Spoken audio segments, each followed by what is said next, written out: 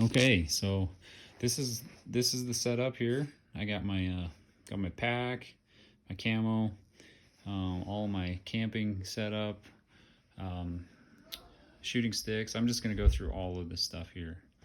And I think what I'll start off with is just just my pack. And so what this is, this is my early season archery mule deer high country setup. I've got lots of different other setups. This is what this one is specifically though. So anyways, this pack here is the Sitka Mountain Hauler 6200. And I don't have a ton of experience with it. It's pretty new pack, but I like to go really big on my packs. And I mean, I know that's some guys don't like to do that, you know, but I just like to have the ability to pack a deer out, pack my camp out. You know, if I got to go for 3-4 days, or even 10 days, it's all the same, you know. And this pack shrinks down pretty good. And then you also have the ability to expand it way out, to pack a deer out, you know, whatever you got to do. So that's my pack, and it's been a good one. I like the straps and the padding. I mean, I can wear this thing all day and it's just fine. So that's my pack. I've got a set of early season King's camo. It's just like a sweatshirt and then some pants. And I use these just for like sagebrush country.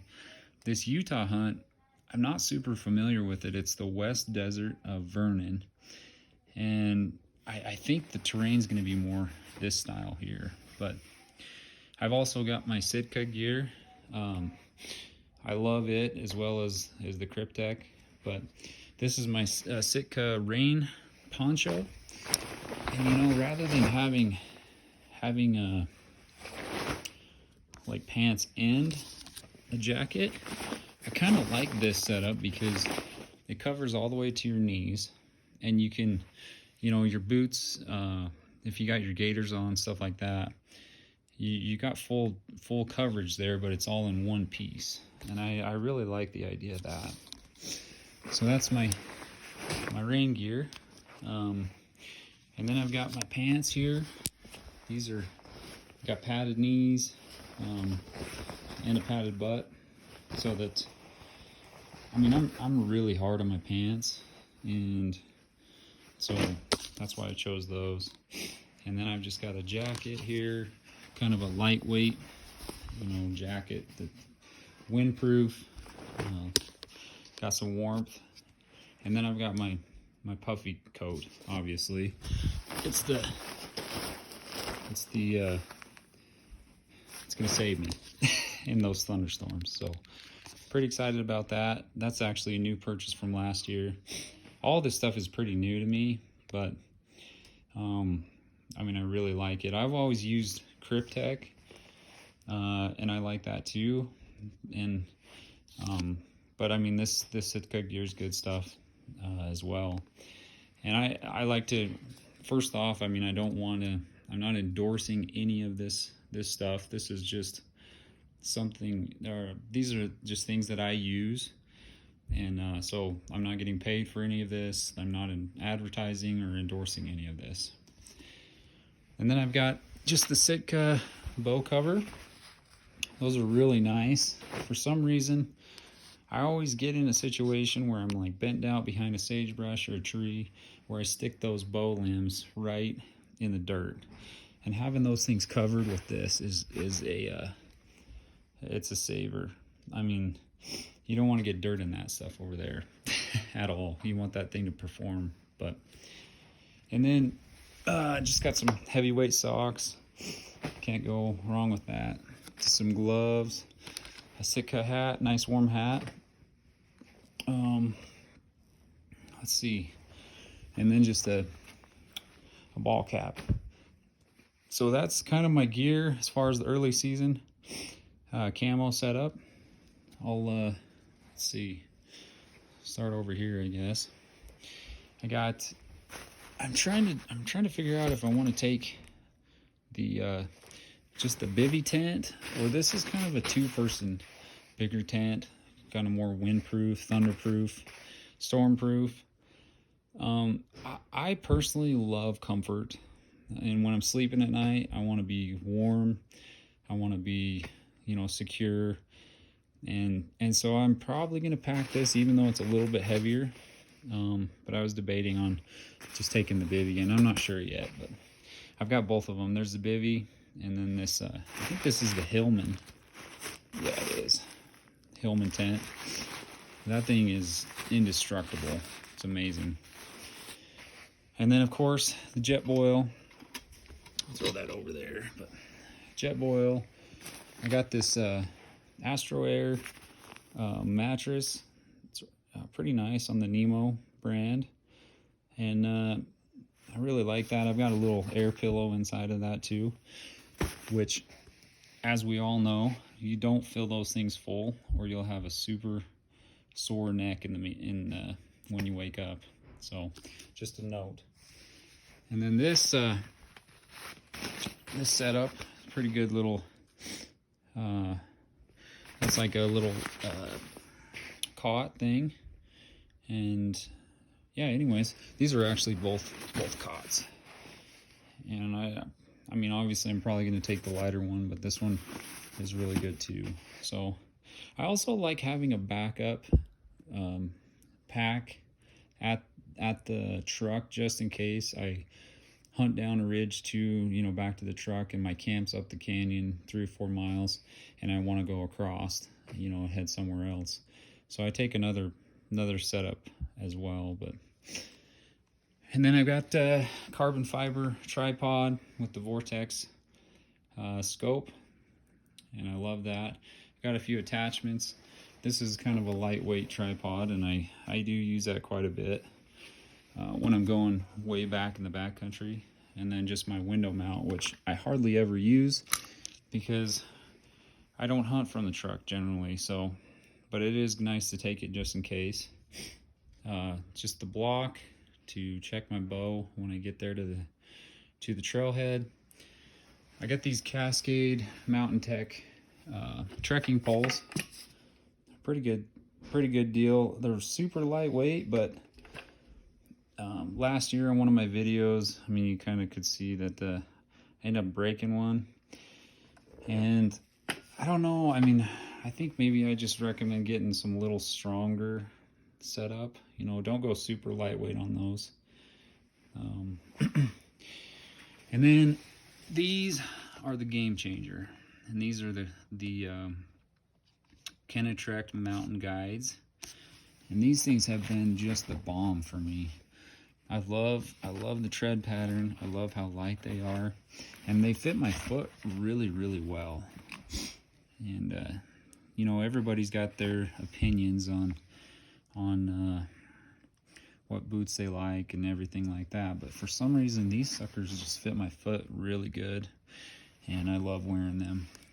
I got an extra little tarp to put under my tent, or to use it when I'm out glassing in the shade. I've got this, gosh, I can't even remember what brand that is. It's just a down sleeping bag, and then it's got a liner inside of it as well. Okay, there it is right there, Sierra Designs. I mean, it's not a super high quality sleeping bag, but with the liner and that down, I stay super, super warm until, I don't know, about October. And then I'm busting out that stove tent with like that big giant, you know, like military bag. But that'll do for Utah and some of this early stuff. Maybe I'll draw Wyoming too. That'd be sweet. And then I got the Yeti cooler here. Obviously, you know, you want to keep your game cool when you get it back. And on the way there, I like packing food in that too, so that's really nice. But just the essentials. I mean, nothing really special here. Just these scent killer. I don't know if they work, but the idea of it is nice, I guess. And I'm sure they do, I guess. I'm not trying to say anything negative towards, but I mean, the ultimate thing is just keep your scent away from the animals. And, you know, some essentials there. This, I don't know if this is the right name for it, the katana saw or something like that. But that thing is awesome. You know, I pack this everywhere I go. It really will save you. I mean, and in a lot of situations, especially like, you know, building the fire with that stove tent and stuff like that. I may not pack it this time just because I'm gonna try and go super lightweight, and I don't necessarily need a fire probably, but I thought I'd just throw it in there just for the review. So okay, Jetboil, some 1 gallon Ziploc bags. I've noticed that this is pretty sweet setup. I'm a pretty organized guy, and so I like to take this gallon Ziploc and then put all of my food that I'm gonna have for one meal inside of it. That way I'm not digging through the bottom of my pack trying to get all the stuff for one meal. I just got it right in there. I can take it out. I've got dinner, lunches, and breakfast is all set up already. And you know, these are some of the Mountain House's peak refuel, some of those meals that I like to take with me. Sweet pork and rice is really, really good. Chili mac and beef, you know, you can't beat that. And then just some of the essentials here. That stuff right there is definitely a need, and that's when you kill that big old buck and cook those back straps. That's really, really good deal. Some Wilderness Athlete packets, these little fuel packets, all the essential wires and cords for phones. And obviously, since I just use my phone, I like to have that ability to recharge, and that's what these here.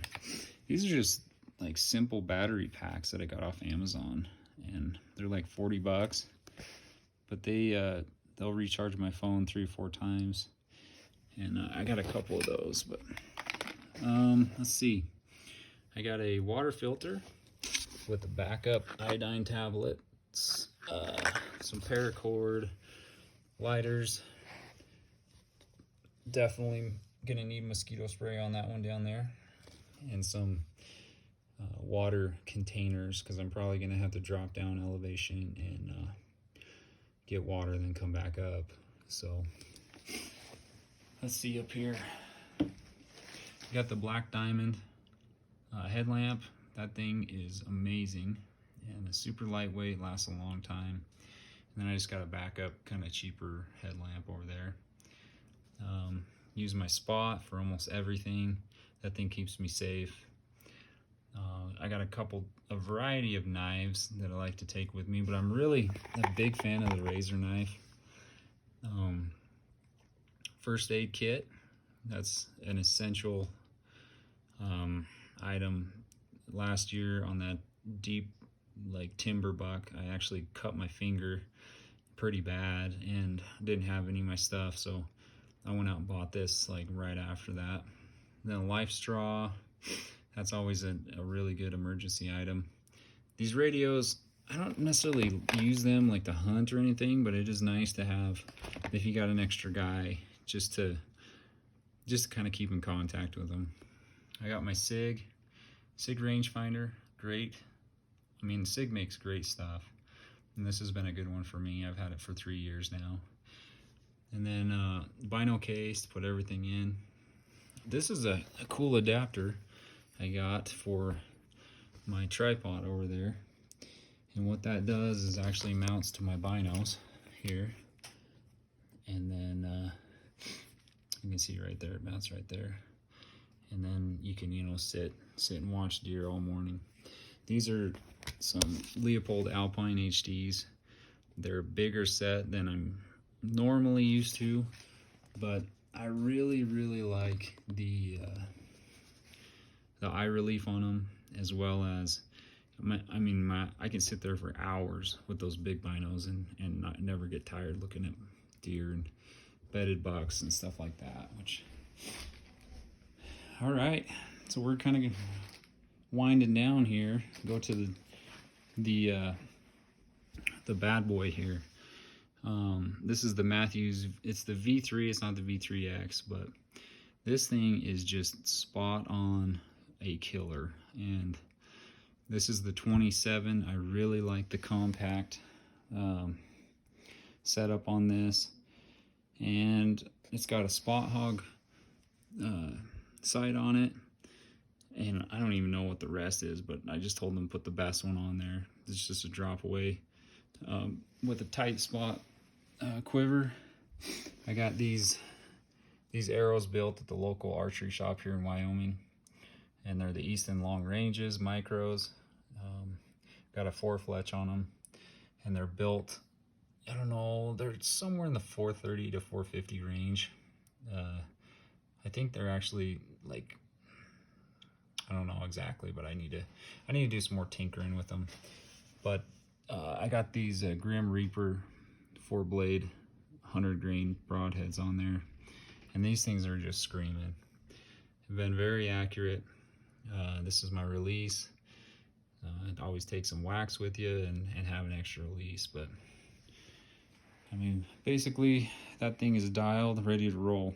I put some arrows through some deer this year, so